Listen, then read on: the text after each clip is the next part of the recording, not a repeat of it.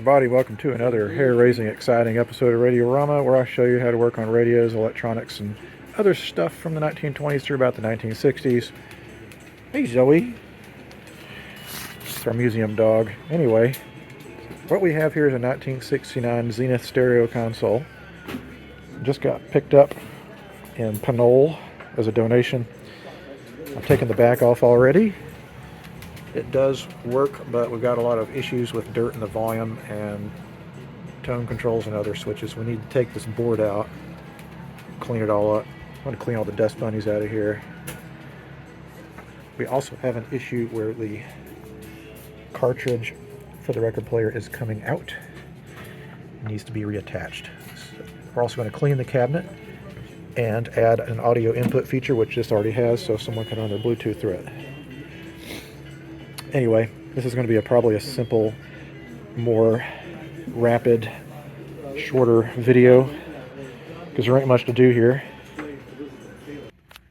Well, didn't do a very good job of documenting this one. I think we just kind of, every time I go over to that museum, I get really distracted by stuff. But what I did is I took the chassis out, and the way that it comes out on this model is there's two screws in the bottom and two in the top, and you just pull it out from the top. Cleaned all the contacts, lubricated the tuning mechanism. Works fine. I also cleaned up all the dust bunnies and stuff that were inside the cabinet. I removed the record player. Oh shit, it's about to close on me. And what I had to do is kind of jerry-rig. The cartridge in it was all messed up. And so I found a replacement, but it required to have a tiny little knob that basically attaches the top of the, there's like this stylus that's in the form of a T, and there's two different needles. There's a 78 needle and a 33 needle, and you push down and twist this little knob to switch it between 78 and 33. And I dug all over that museum. We have thousands of record player parts. There was nothing. So I took one of these kind of oversized knob. I cut it down, drilled a hole through it, and attached it that way. The record player I took apart, lubricated everything. The friction wheel has a little bit of grip lift. I might actually choose to replace it. I don't know, because the styling on this is kind of a love or hate it. I'm not sure if anyone's actually going to want to get this thing. The other thing I did is I had these ugly looking knobs, like these door knocker type knobs. And we kind of did some kitchen renovations that involved getting rid of a lot of the cabinet doors that we had in the house. So I saved all these. So these are actually the same vintage just about as this piece is. And I think they look a lot better than the cheesy door knockers. I'm going to keep this weird gold colored cloth. So what is now? Never mind. Kids going to a baseball game. Anyway, I do need to clean the gunk off of this. Seems like there's a lot of discoloration. I did go after it with a little bit of Old English, and I might put one more coat on it, and then I think this is going to be a job for my mechanical buffer. And honestly, I'm thinking about making a dual episode here because I feel like I kind of cheated you guys by not showing the process. I think I'm going to combine it with this German Siemens set. So just keep that in mind. But this one's just about done, or I've done just about as much as I want to do on it. The other thing I'm going to do is I'm going to probably order, or maybe even just directly wire in the connector for here. In fact, I think, just speaking out loud to myself, I think I'm just going to wire in a cable here. That way the future owner can plug in whatever device they happen to have if they want to play music. And it has a tape player input and a tape selection on the chassis, so they can just switch over to that. I'm thinking there's got to be a way to tighten this thing, because it seems like it wants to close a little too easy. I don't know, let me see. I'm trying to wiggle it. It's not too bad. Plus, it doesn't come down immediately. It kind of comes down slowly. So it's not like someone's going to whack themselves in the head with it. All right, well, this is after quite a bit of cleaning up with Old English. It's looking better. Still, that styling, this is very reminiscent of the style of furniture that was my grandmother's house, even down to the weird fake antiquing process they've put on this. I don't know if you can tell here, but there's like little flecks of black paint. And maybe you can see it better on the sides here. I don't know. Styling is kind of reminds me of 1970s American steakhouses. And this is also starting to get into the era where the U.S. consumer electronics manufacturing companies were starting to feel a little heat, particularly from Japanese manufacturers who were able to, frankly, produce a better product for cheaper. And so some corners were starting to be cut. Again, Zenith never did really make true shit. Some of the other companies did. But for example, like these panels, it's actually, believe it or not, a plastic composite material. There's just a few little early signs of the coming apocalypse that happened to the U.S. electronics industry. Well, at least, again, the consumer electronics industry. Of course, the computer industry, high-end electronics. This was whatever. I'm yammering on. So what I need to do now is, first of all, detach the lid from my Mercury. Damn. Sorry, car. Anyway, I'm going to let that sit for a minute, wipe off the excess, and then I'm going to get out my handy-dandy orbital buffer, and I'm going to hopefully use it to get all of the accumulated filth that I wasn't able to scrub off, and maybe return a little bit of a shine, even though I don't think this ever was that shiny. I think it was more like a matte finish. And then I'll solder in the aforementioned audio input and give it a test fire, and hopefully this will be good to go, and we can move on to the Joyman setup there. Alright, so here is my handy dandy buffing tool that I've had for about 5 years. Sure makes life easier, saves your hands from all the effort. It's variable speed, so I start off slow and then work up my way up. And I use a natural Carnauba cleaner wax. This is the liquid form. You can use the paste form, but it's just difficult to get out of the can and put on the applicator. And what I do is I just liberally drizzle some on the cabinet. Now the other thing I've thought about is, it's always a pain in the butt to clean the applicator pad in the sink. And since I'm doing 2 projects at once, I think what I'm also going to do is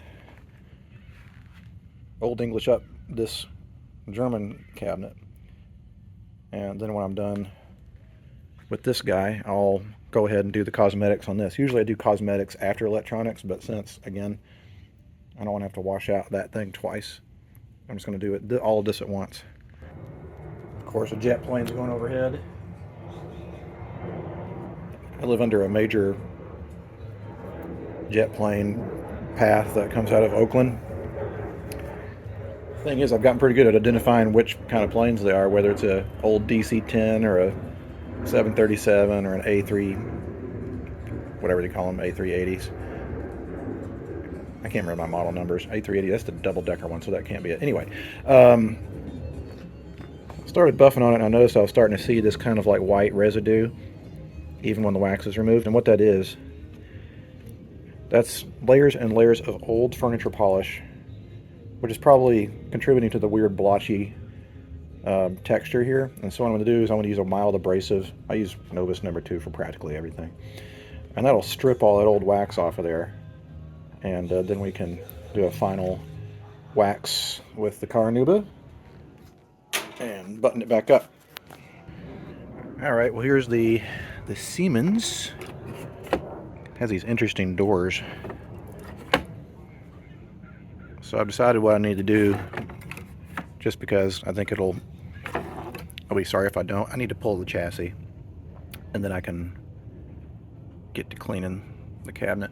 Meanwhile, I did succeed in buffing this guy out pretty good. I need to let that stuff dry, and then we'll buff it off, and then I believe I will add the audio input feature and do a test fire and make sure we're all good, and then we will move on to the Siemens radio. Before I remove the chassis, I want to see what the working condition is. Sort of halfway regretting deciding to work on this. I think I worked on this model before, and they are a bitch. Just want to bring up my Variac, and by the way, it has the world's most ridiculous on-off switch. To turn it on and off, you got to press this thumb wheel down. And I believe, I'm trying to remember, it might be your volume as well, but I'm going to go ahead and fire it up in my Variac. I'll start off at about 50%. And maybe it's not on. Let me see.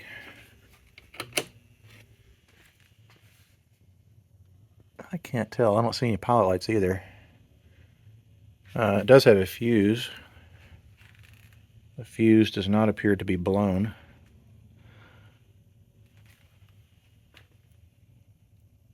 There's also a pilot light underneath the thumb wheel here.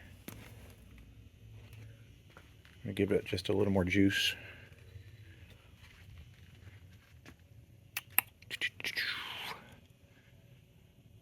Okay, I'm seeing filament now, so I guess that pilot light's just burned out. It's not the end of the world. I can totally replace that.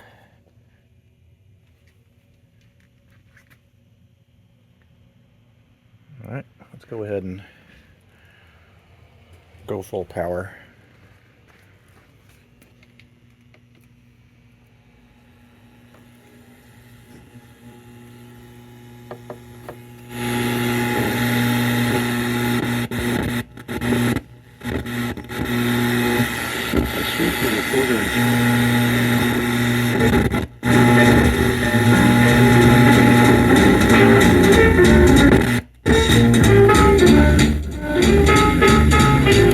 Okay, it does work, albeit we've got some dirty contacts in there. It's not unusual. Those piano keys that come in these things are prone to getting dust bunnies. I remember there's a lot of things to unsolder on this radio. We got to unsolder the pilot lights that are on either side. And then, of course, this is what I don't like about a lot of German radios, is instead of having a nice plug to unplug your speakers, no, they didn't do that. You have to unsolder a bunch of wires. And so you just need to make sure and mark which wire is which. Usually what I'll do is I'll look at the color, and I'll just mark like either on where it connects or next to it what that color was. So when you go back to resolder, you won't forget. Looks like we've got an issue here where the ferrite rod is gone. That said, these tend to be pretty sensitive on AM, and since there's not much on shortwave, I'm not too concerned about the ferrite rod. I might just run an antenna and staple it inside the cabinet somehow. FM antenna, that's intact. We're in good shape there. And other than that, it's just a matter of taking this out of the case, and then we can proceed with cleaning it up. I'm glad I worked on this model before, because it reminded me, first time I did it, I could not figure out how to get it apart. And if there were ever an award for the most German thing ever, this has to be one of them. So you have to remove this bottom plate, and then you have your leads that go to the on-off switch and volume control. It's like someone put tape over it. Whoops, didn't mean to do that. Well, anyway, so this whole thing comes out in one piece. Isn't that freaking crazy? So you've got on-off switch that's actuating this push button here, and then you've got like a little cog that adjusts the volume control. It's all very, very fragile. So you got to be careful not to rip anything out. The other thing, check out this tone control here. It's on the top here. Look how this works. Got a complicated gang of pulleys and cables that goes into one of the IF cans. See how that's plunging up and down? Again, like just crazy over the top for a tone control. It's not all bad news in here. It looks like some of the caps are actually polystyrene, like this guy. It's got clear plastic poured in versus the tar, but there's quite a few tar paper caps in this guy too. And I remember also from working on this model that all the capacitors in here are literally, seriously, glued down to the chassis. So you not only do you got to, when you remove them, you've also got to rip them off of the chassis. Again, I have no idea why you would do that and what the advantage of that could possibly be, since they're clearly not going to go anywhere because they're wired in, but I wasn't the engineer. All right, so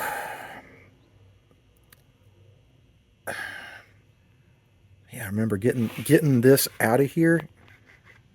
Super not easy, because when I remove these other screws, I'm going to pull the chassis up and out without damaging that. It's really fragile, but I'll figure it out. I think what I did last time is I just set it on my chair here because it can sit like that, and then I can pull it up without crushing that thing by turning it upside down. All right, I succeeded in extracting the chassis. Kind of wonder what's going on with my wiring for my pilot lights, because I find it hard to believe that both of these are bad. I just think there's a bad connection here. That's not the original wiring for them either. I noticed when I looked underneath here, well, I can't really see it without flipping it over, but there's some dangling wire in there. So I'll have to trace that out and see if maybe we've got a disconnect. This doesn't look good, whatever that is. Probably need to replace that wire. The insulation is just completely crumbling off of it. It looks like it's got some sort of coating on it though. Oh well. Anyway, so now we've freed the chassis from the cabinet. Take this out and start the cleaning up process. I feel better since knowing that it actually works. I'm not wasting my time. This has sufficiently dried, so I need to buff that out. And boy, I hope that I didn't just mess up the finish. It looks like we've got some weird discoloration going on here. Might have to Old English it up again. We'll see. Whew. Well, I didn't discolor it. It's just that it was so dirty that I essentially, that's what it's supposed to look like, a little bit lighter and all grungy. Anyway, we're in pretty good shape here. I think I'm going to go ahead and install the audio input. But before I do that, they say we might get rain today, which is unusual. So I'm going to proceed. This is such a weird episode. I'm sorry, guys. I'm going to Old English this guy up, and then I'm going to apply the wax, and then I'll finally shut up about this thing for now and finish this guy up, and then we can actually go on to another radio instead of me dueling radios. Anyway, here we go. All right, so I successfully soldered in the audio input wire. I decided what I could do is I drilled a little hole back in this cavern here where you can't see it, and that way the user can like tuck it away if they want. But we're sounding pretty good here.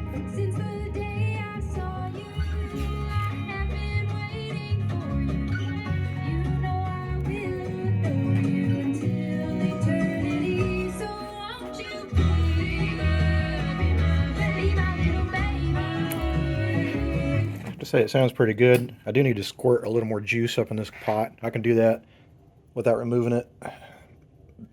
I find that the pots from this era sometimes are a little more difficult to clean. You have to use more juice. But I think this guy is good and ready to go.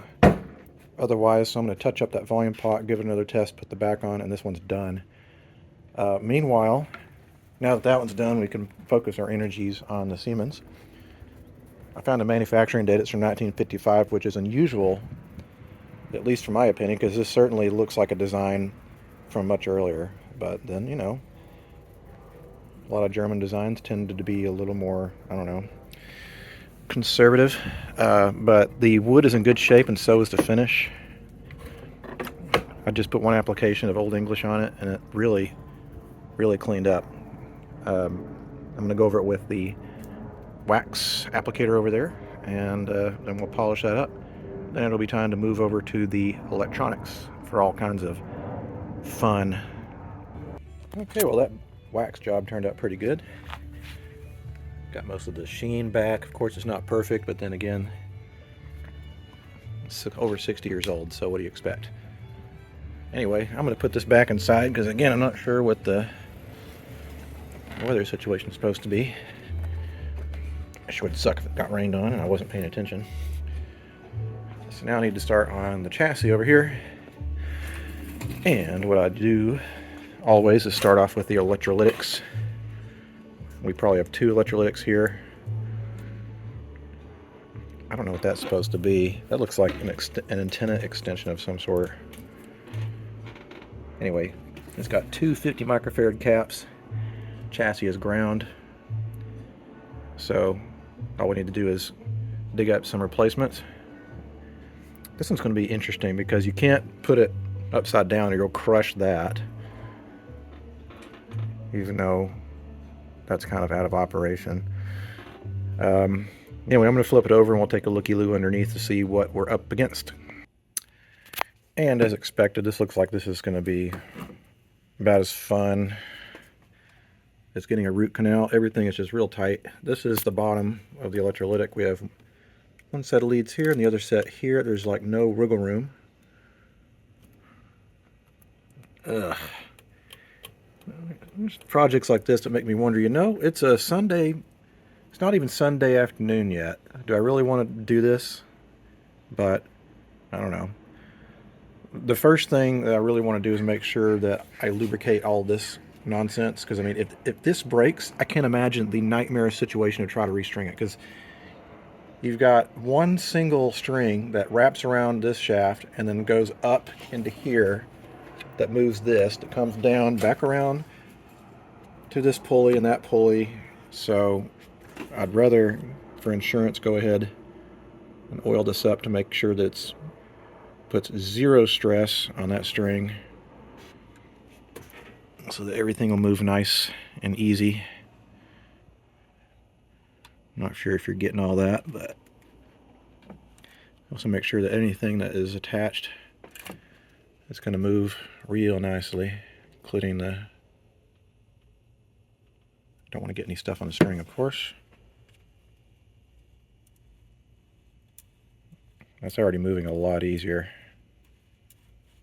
Yep, before it was a little bit tight, but now I can just barely turn it and all that business moves up and down accordingly. The other thing that, I've done this before too, you got to be real careful when you're soldering. More than once I've accidentally touched the string with the soldering iron and burned through it, and like I'd be in tears if I had to restring that. That just seems god awful. Oh well. Sorry for all the bitching. This guy, it looks like it's I'm not really sure what this is supposed to do. I'm assuming it's related to the pilot lights. Speaking of pilot lights, this one was completely loose, and so was the one up here, so I'm wondering if maybe that's why they weren't working. That'd be nice. But anyway, we need to replace the 2 electrolytic sections in that cap with 2 individual electrolytics. I'm going to try to do this in such a way which isn't a total nightmare. It looks like we've only got 1 lead coming off of that downside, so I can detach that. And since the chassis is ground, I can choose to mount the electrolytic at the convenient location of my choosing. It looks like it's not such the case with these 2 blue leads that are on the other side. One goes up through the chassis, the other one goes in the chassis. So I'm going to have to be a little more creative. Such is the game. These are like complex jigsaw puzzles. It looks like that there really isn't a gigantic quantity of capacitors in here. Let's see, I'm counting 1, 2, 3, 4, 5. Don't need to replace that one. 6, 7, 8. And there's probably a few topside that are coming off the output transformer. That's the power transformer. This is the output transformer. And no, I don't see any. They must have done it internally. Grundig and Telefunken seem to enjoy putting a lot of capacitors on their output transformers, but I guess Siemens decided not to do it that way, which I appreciate. Okay, enough yapping. Let's go ahead and replace those 2 electrolytics, and then we'll proceed with individually replacing 1 paper cap at a time. Okay, like I said, sometimes it's working out a jigsaw puzzle. So one of the electrolytics is mounted up here. The other one is mounted here. I soldered it through a hole in the side of the chassis there. And I ran a longer wire off of the rectifier that comes through the bottom here. Also, I was looking at this wire, and leaving it bare right there is actually intentional, apparently, from the factory, because it goes into this coil.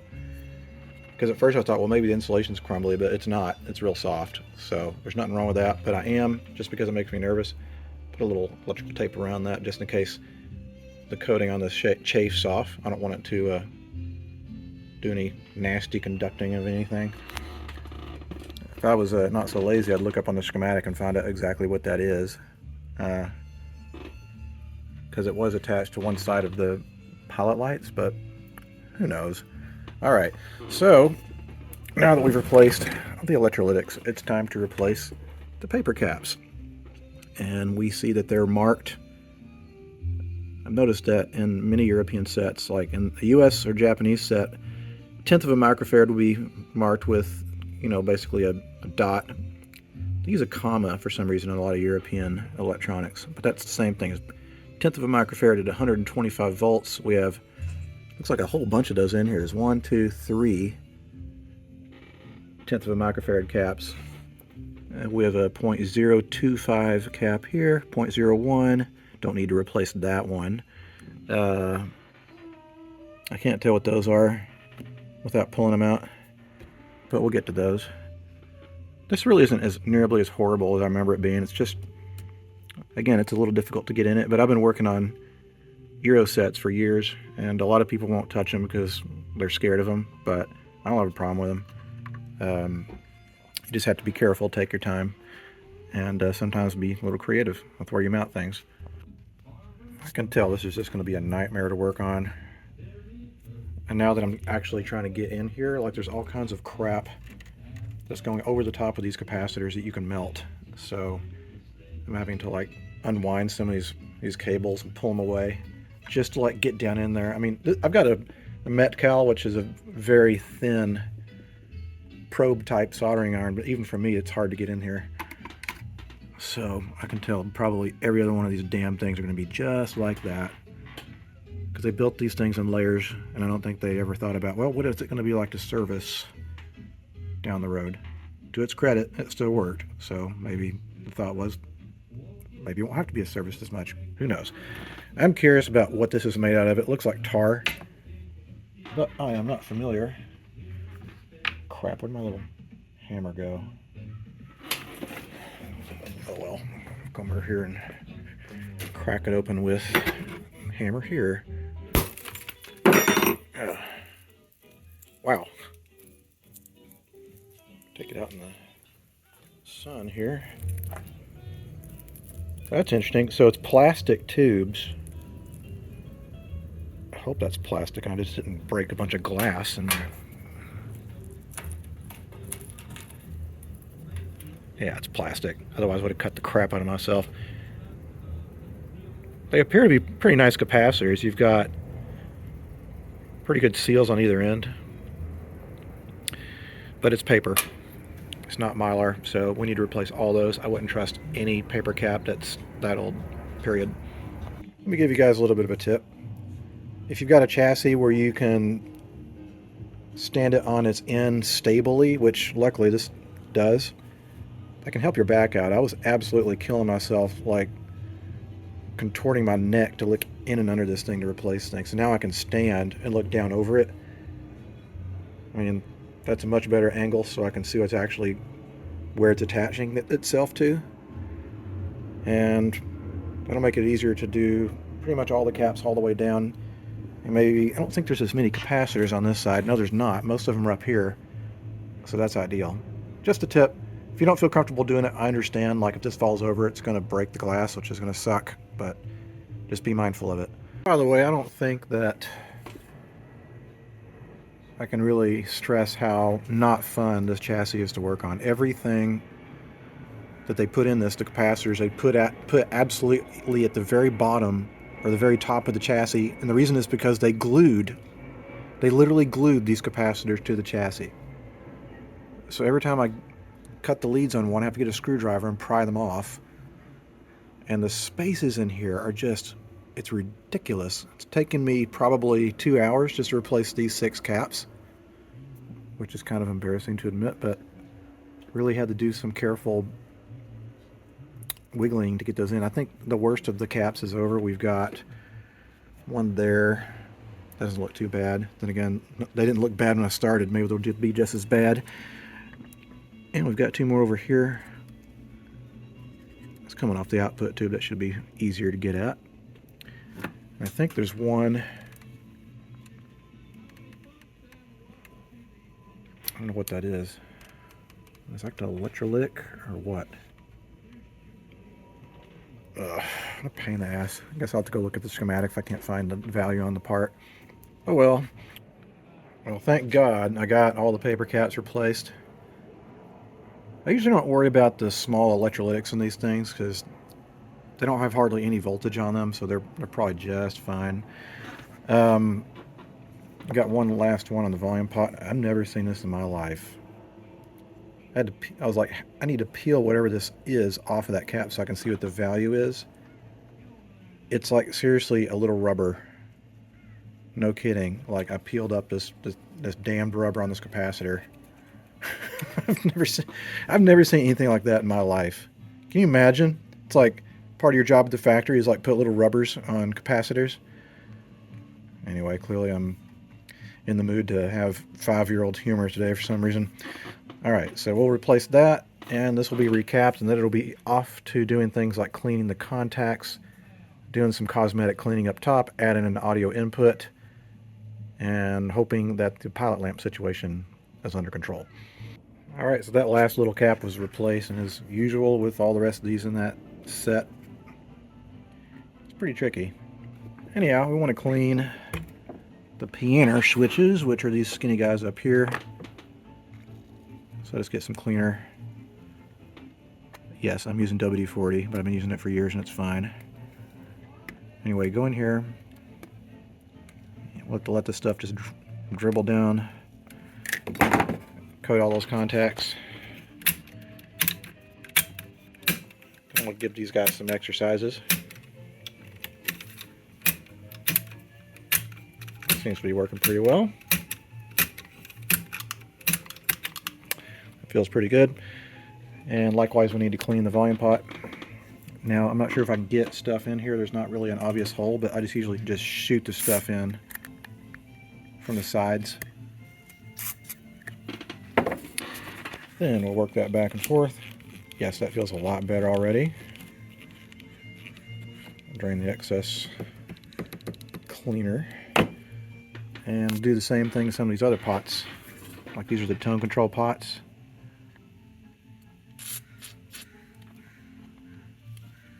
It does actually seem to be going in there pretty good. Twist that back and forth. That feels pretty good. And we'll do the same thing over here. I think this is the treble control. In fact, actually there's holes. I just saw one. It's back here. Can't really film it, but there's a hole that penetrates the pot there. That's where you can get your cleaner in. So I'm going to do the same thing on this one. Tell you what, the crows are going at it today. Alright, so I think we're done underneath here, except for the addition of the audio input feature. I just need to, this is probably the tape input right here. but I need to confirm. I'll look at the back cover. Alright, well, apparently my new neighbor is into woodworking, so that's what that high-pitched noise is, but I'm glad. I'm glad there's other people that hang out in their garage all the time. So the last thing I'm going to do up here, first of all, I cleaned the chassis and the tubes and everything. Why? You don't have to. I just do it because it makes me feel better. We're going to lubricate all of the little bearings that are part of the tuning system. There's one here that is probably the AM and shortwave tuning condenser, and this is the FM. You can tell because it's just a teeny weeny little tuning condenser. And then we'll just put little dabs of oil, tiny little dabs, not much, on all the little pulleys. Just touch them, that's all you have to do. And then there's a big flywheel here, a weighted flywheel. We want to make sure and lubricate its pivot joint here. And we got another one that goes through the chassis, well, it goes through the metal front here. Let's put a little on there. So let's see. Yeah, already that's making a huge difference. Just have to work it in a little bit. I don't know what band that is. That is the AM band. Let's see. UKW. I believe it's on the end here. Let's try that. Well, maybe not.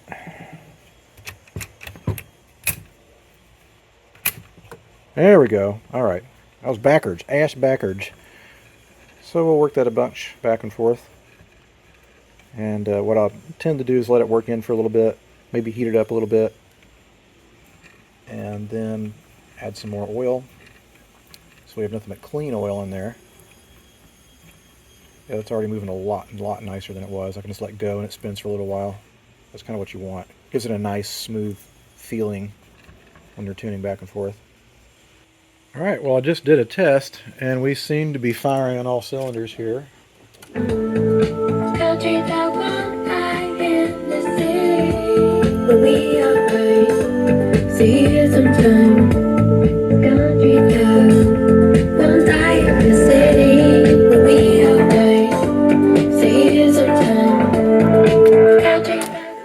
That's not even with the tweeters connected. I'm amazed that sounds as good as it does, because when you look at the speaker, it's kind of like whatever.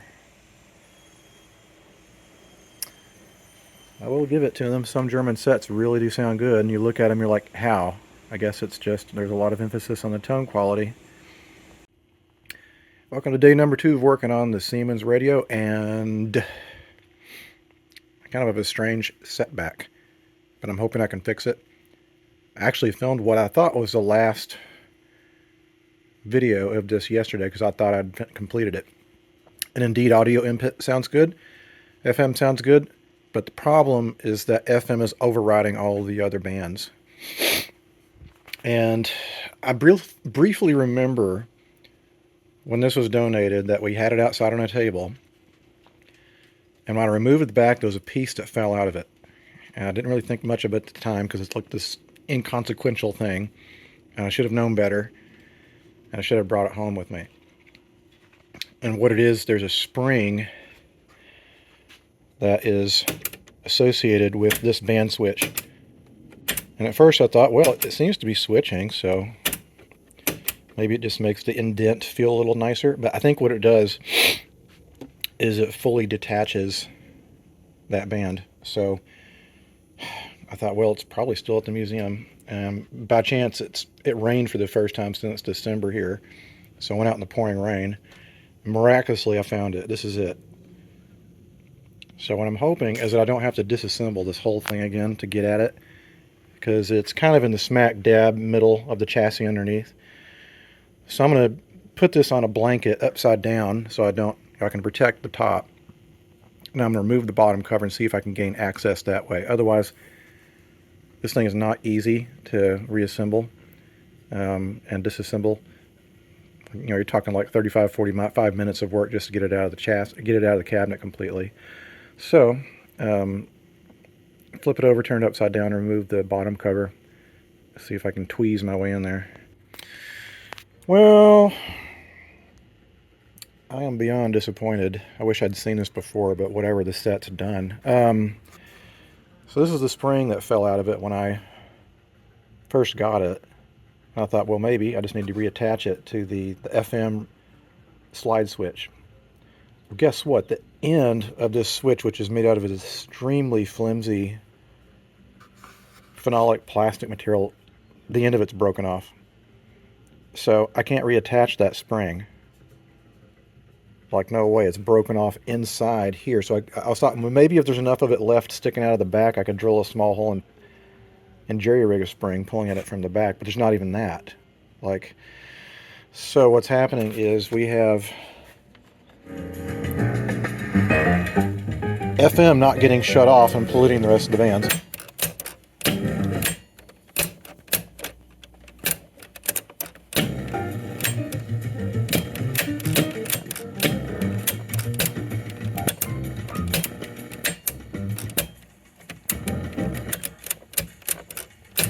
See, that is all the shortwave and AM bands.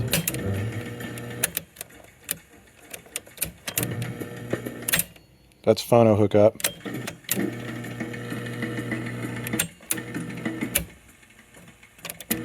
Oh, that blows. Damn it.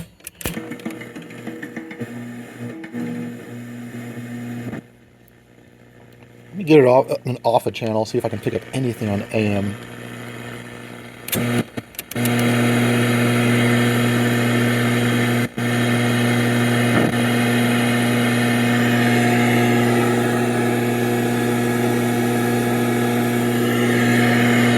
Now that's fascinating. It's not reacting. Of course, I'm shooting blind. I have no idea which buttons I'm pressing up here.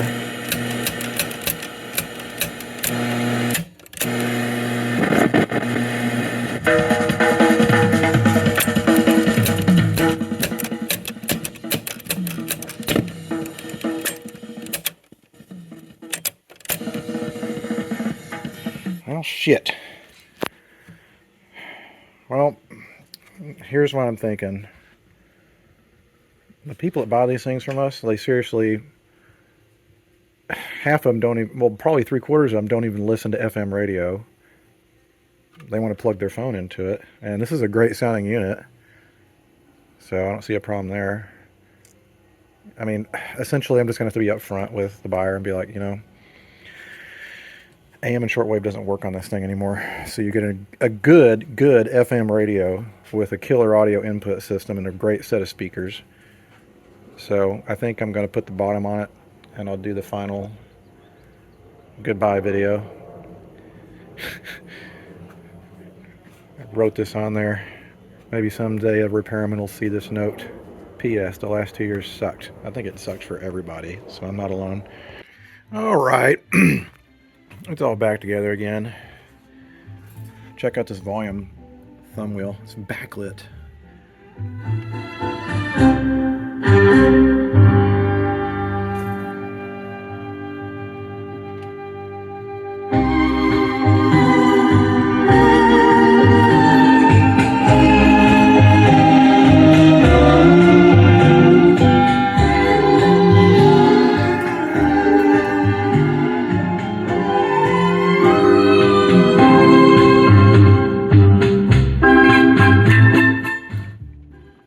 You know, this one kind of surprises me.